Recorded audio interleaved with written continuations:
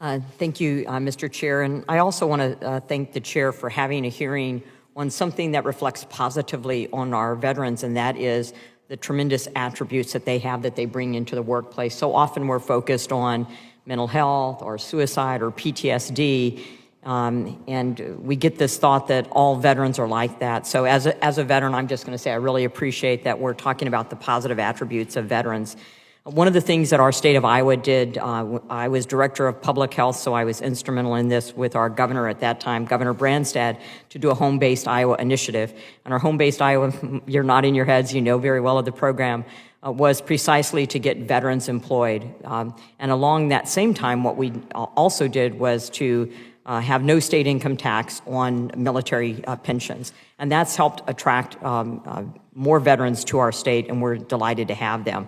For my part, it was working with licensure and licensure laws, both for veterans recognizing their training within the military, but also veteran spouses. So this question's for Mr. Jones.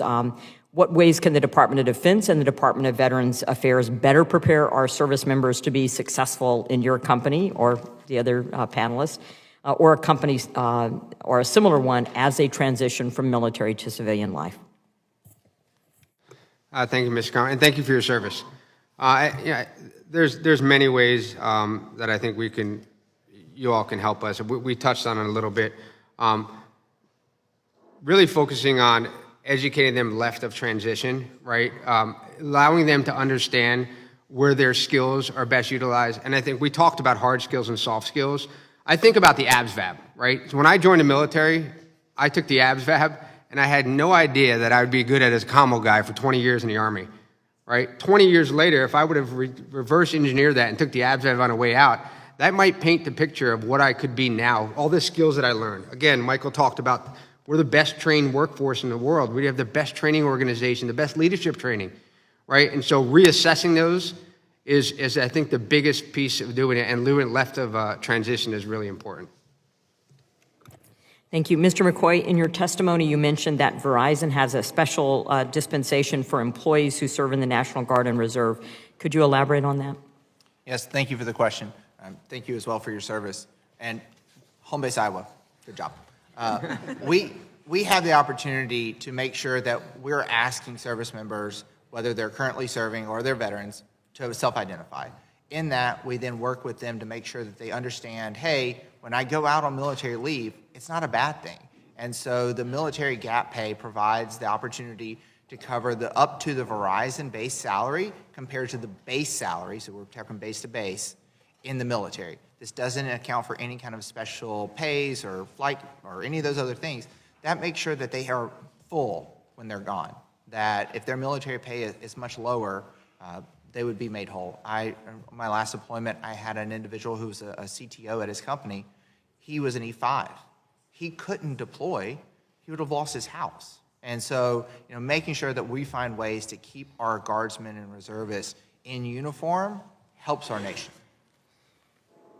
Thank you for that. And Ms. Eisen, first of all, I really appreciate my 10% discount as a veteran at Home Depot, so I'm just going to throw that out there. Does Home Depot partner with the VA and the Department of Labor, and what recommendations would you have for improving opportunities for transitioning service members to connect with civilian employers? Yeah, we certainly partner with the Department of Labor. We partner with a lot of partnerships, SkillBridge, Hiring Our Heroes, across the way. And I would say keeping those partnerships, making sure Congress supports them, like we've been talking about, is critical. I would also say, and we touched on this a little bit, the hard skills versus the soft skills. And usually when we say soft skills, people think, oh, they need to know how to write the resume or how to do the interview. But it's really being able to talk through how, Chairman Bost mentioned an artillery person. My husband was a tanker.